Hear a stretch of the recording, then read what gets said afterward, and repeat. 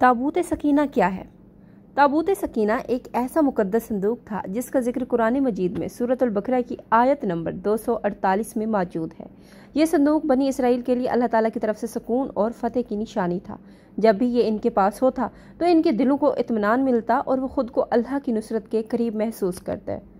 इस संदूक के अंदर बनी इसराइल के अंबिया की यादगार चीज़ें रखी गई थीं, जिनमें हज़रत मूसा अलैहिस्सलाम का आसा, हज़रत हारून अलैहिस्सलाम के कपड़े और तौरात के कुछ आसार शामिल थे।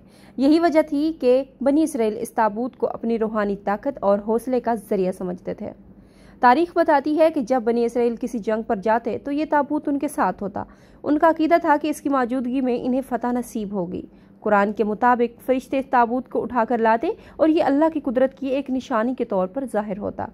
यही ताबूत सकीना बाद में यहूदी और ईसाई रिवायात में आर्क ऑफ द कन्वेनेंट के नाम से भी जाना जाने लगा।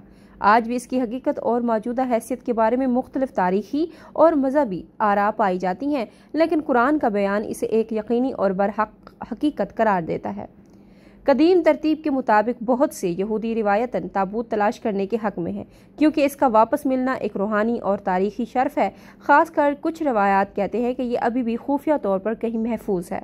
अलबत्ता कोई ऐसा खुला या रस्मी मौजूदा मनसूबा नहीं जो ये बताएं कि आजकल यहूदी रियासत या कोई तंजीम सरकारी तौर पर ताबूत की तलाश में है या नहीं।